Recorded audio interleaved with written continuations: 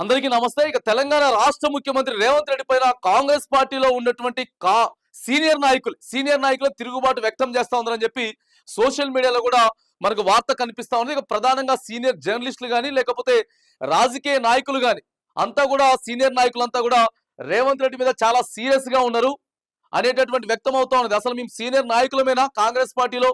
Senior నాయకులమైతే మాత్రానికి రేవంత్ రెడ్డి ఆలోచన చేయకుండా బీఆర్ఎస్ పార్టీ వాళ్ళని దాదాపుగా 10 మందిని వాళ్ళని బుజ్జగిచ్చి వాళ్ళ ఇంటికి పోయి వాళ్ళతో మాట్లాడి వాళ్ళతో చర్చలు జరిపి ఆలోచన లేకుండా అనాలోచితంగా పార్టీలో జాయిన్ చేసుకుంటే ఇలా కష్టపడి పనిచేసినటువంటి మా పరిస్థితి ఏంటి అని చెప్పి సీనియర్లు మరి చాలా సీరియస్ గా అయితే రేవంత్ రెడ్డి మీద అయితే మాట్లాడబోతోంది. ఇక 10 మందిని ఎవరెవరైతే బీఆర్ఎస్ నుంచి 10 నియోజకవర్గాలలో మరి పార్టీ మారి ఎమ్మెల్యేలుగా గెలిచిన వాళ్ళని తీసుకున్నాడో ఆ నియోజకవర్గాలలో ఉన్నటువంటి సీనియర్ నాయకులకి చాలా ఇబ్బంది అవుతా ఉన్నది. అటు కాంగ్రెస్ పార్టీ వాళ్ళకి కానీ ఇటు పార్టీ మారినటువంటి ఎమ్మెల్యేలకు కానీ అసలు పడతలేదు. ఏదో ఒక విషయంలో ఏదో ఒక పంచాయతీ వచ్చి పడతా ఉన్నది. మరి సీనియర్ మోస్ట్ లీడర్లు ఆడ వరంగల్లో చూసుకుంటే మాత్రానికి ఆ కడియం శ్రీహర్ లాంటి వాళ్ళు కావచ్చు, లేకపోతే ఇక్కడ బాన్స్వాడలో చూసుకుంటే పోచారం శ్రీనివాస్ రెడ్డి లాంటి వాళ్ళు కావచ్చు, లేదా ఖైరతాబాద్ లో చూసుకుంటే దానం నాగేందర్ లాంటి వాళ్ళు కావచ్చు. వీళ్ళంతా కూడా పార్టీలో చాలా ఇబ్బందులు అయితే పడతా ఉన్నారు. మరి పార్టీలోకి వచ్చిన తర్వాత మీకు ఆ హామీలు చేస్తాం, అది చేస్తాం, ఇది చేస్తాం అని చెప్పి ఎన్ని ముచ్చట్లు చెప్పి ఎన్ని మాటలు చెప్పినా ఇలా పట్టించుకునేటోడు లేకపోగా ఆడ ఉన్నటువంటి పాత కాంగ్రెస్ వాళ్ళకి ఇప్పుడు ఉన్నటువంటి కొత్త కాంగ్రెస్ వాళ్ళకి నియోజకవర్గాలలో మస్తు పంచాయతీలు అవుతున్నాయి. ఈ పంచాయతీలు అవుతున్నాయని చెప్పి పార్టీలో ఉన్నటువంటి పెద్ద లీడర్లు చెప్పుకున్నా కూడా పట్టించుకునే పరిస్థితి లేదు. ఈ పంచాయతీని తగ్గొట్టేటటువంటి పరిస్థితులు లేవు అని చెప్పేసి ఇక ప్రధానంగా వినపడతా ఉన్నది. ఇక మెయిన్ గా చూసుకున్నట్టయితే ఓ 5 మంది ఎమ్మెల్యేలు కాంగ్రెస్ ఏదైతే బీఆర్ఎస్ నుంచి కాంగ్రెస్ లోకి అయితే వచ్చారో ఆ 5 మంది కూడా ఇప్పుడు అసంతృప్తిగా ఉన్నారు. రేవంత్ రెడ్డి గారి మీద మరిగా ఇష్టం లేకుండా ఉన్నారు. మరి ఏదైతే బీఆర్ఎస్ పార్టీలో గెలిచి టక్కున దూకిన వీళ్ళంతా ఆయన కేసీఆర్ నచ్చలేదు, కేటీఆర్ నచ్చలేదు అని చెప్పేసి బీఆర్ఎస్ పార్టీ నచ్చలేదని చెప్పి ఎవరెవరైతే మరి కాంగ్రెస్ పార్టీలోకి జంప్ అయినరో ఈ జంపింగ్లంతా కూడా మళ్ళీ చర్చలు మొదలు పెట్టారు. కేసీఆర్ ని కలవడానికి లేకపోతే కేసీఆర్ తో మాట్లాడడానికి వీళ్ళంతా కూడా మళ్ళీ జంపింగ్ చేయడానికి మరి రేవంత్ రెడ్డికి ఒక షాక్ ఇవ్వబోతా ఉందన్నట్టు ప్రధానంగా అయితే మనకు కనబడతా ఉంది. ఇక మెయిన్ గా చూసుకుంటే కాలే యాదయ్య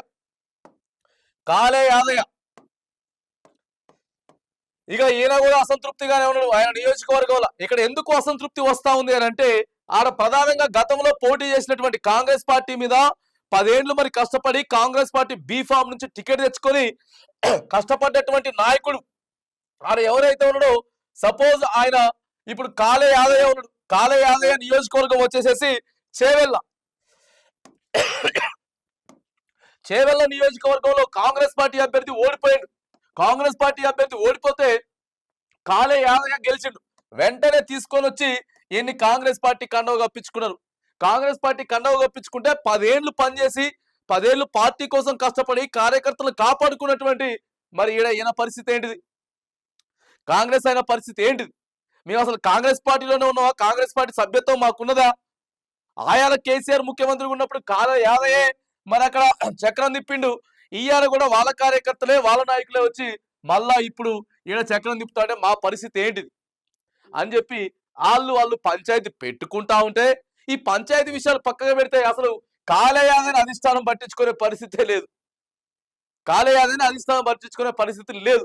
ఇక కాలే యాదయ్య అందుకే ఇక అసంతృప్తిగా ఉన్నటువంటి కాలే యాదయ్య గీ పంచాయతీలని మాకెందుకు బాబు, గీ పంచాయతీలు మాకెందుకు అని చెప్పి మళ్ళా కేసీఆర్ తోటి సంప్రదింపులు జరిపి సొంత గిటికి పోయేటటువంటి మరి విషయం అయితే ప్రధానంగా కనబడతా ఉన్నది. మరి తిరిగి బీఆర్ఎస్ లోకి వీళ్ళంతా దాదాపుగా కాలే యాదయ్య చేవెళ్ళ నియోజకవర్గం తర్వాత ఇక దానం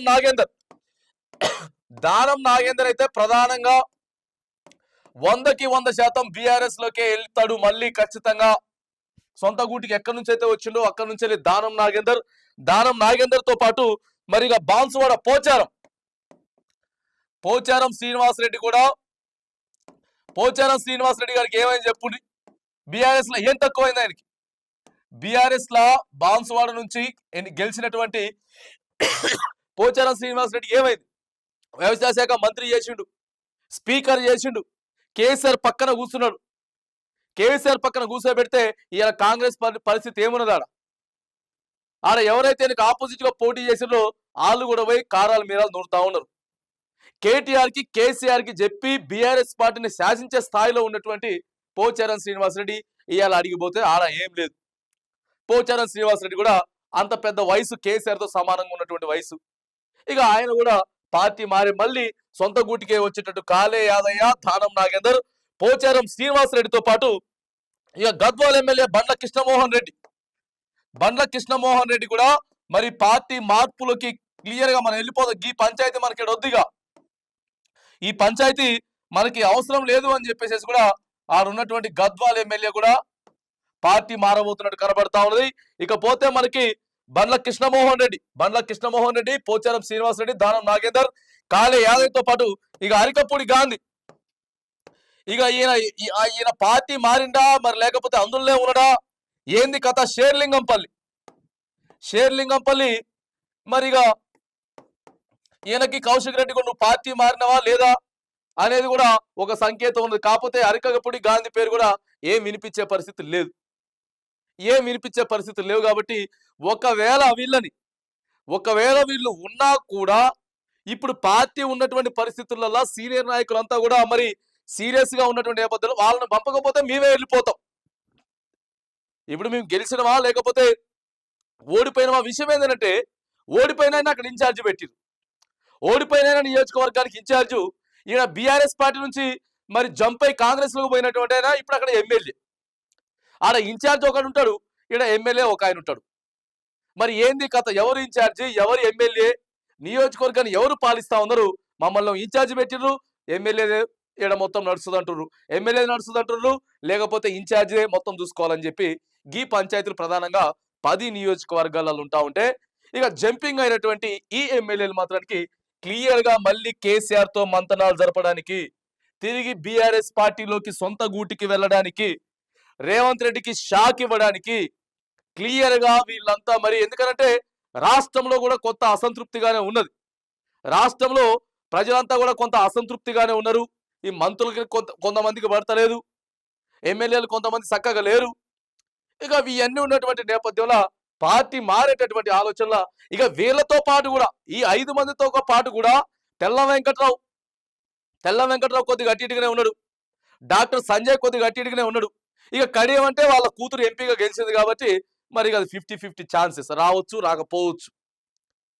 కానీ ఖచ్చితంగా మాత్రానికి ఈ 5 మంది పార్టీ మారుతారు అనేటటువంటి సంకేతాలు అయితే ప్రస్తుతం సోషల్ మీడియాలో జోరుగా చర్చ నడుస్తా ఉన్నది, చర్చ అందుకున్నది. మరి వీళ్ళంతా కూడా జంప్ అవుతారు, మళ్ళీ సొంత గూటిలోకే పోబోతా ఉన్నారు. ఎందుకనంటే ఆడ ఉన్నటువంటి పాత కాంగ్రెస్ వాళ్ళకి ఇప్పుడు పోయినటువంటి ఈ బీఆర్ఎస్ ఎమ్మెల్యేలకి రగడ తారస్థాయికి పోబోతా ఉన్నది. ప్రధానంగా పిసిసి చీఫ్ మహేష్ కుమార్ గౌడ్ ఇగో వీళ్ళ మధ్యలో జోక్యం చేసుకొని, ఎందుకనంటే మరి సొంత పార్టీ వాళ్ళే పోయే పరిస్థితి ఉన్నది కాబట్టి మరి ఇక వీళ్ళు పోతే పోయిర్రు కానీ మా పార్టీ అయితే చక్కగానే ఉంటది. మరి ఇక రేవంత్ రెడ్డి గారే ఇదంతా చేసిండు, అంతా పెట్టి సైలెంట్ గా కూర్చున్నాడు. వాళ్ళు రావడం వల్ల మాకు ఒరిగింది ఏమి లేదు, కానీ పార్టీకే ఎక్కువ నష్టం వచ్చేటటువంటి అవకాశం ఉంది. అది తారాస్థాయికి చేరబోతా ఉంది. అది తారాస్థాయికి చేరలోపే ఏదో ఒకటి చేయాలని చెప్పేసి పిసిసి చీఫ్ మహేష్ కుమార్ గౌడ్ ఆలోచనలో ఉన్నట్టు కూడా మరి జోరుగా చర్చ నడుస్తా ఉన్నది. సోషల్ మీడియాలో కానీ, సీనియర్ జర్నలిస్టులు కానీ, మరి సీనియర్ రాజకీయ నాయకులు కానీ మరి ఇక వీళ్ళంతా కూడా జరుగుతున్నటువంటి చర్చ. రేవంత్ రెడ్డి మీద సీరియస్గా ఉన్నారు. ఈ పంచాయతీలు మేము పెట్టుకోలేమని చెప్పేసి మొట్టమొదటి ప్లేస్ లో మాత్రానికి దానం నాగేందర్, దాంతో పాటు పోచారం శ్రీనివాస్ రెడ్డి, బండ్ల కృష్ణమోహన్ రెడ్డి, అరికపూడి గాంధీ, కాలే యాదయ్య, వీళ్ళు 5గురు మాత్రానికి పార్టీ మారడానికి క్లియర్ గా వాళ్ళు ఏదైతే మరి కేసీఆర్ తో మంత్రాలు జరిపి సొంత గూటికి పోబోతా ఉన్నారు. యూటర్న్ తీసుకోవడానికి వాళ్ళు సిద్ధమైనట్టు కూడా, యూటర్న్ తీసుకోవడానికి ప్రధానంగా వీళ్ళు 5 మంది కూడా సిద్ధంగా మరి స్కెచ్ ప్రణాళిక సిద్ధం చేస్తూ రేవంత్ రెడ్డికి షాక్ ఇస్తూ మరి రాష్ట్ర రాజకీయాన్ని యూటర్న్ తిప్పబోతా ఉందనేది మాత్రానికి జోరుగా చర్చ జరుగుతా ఉన్నది.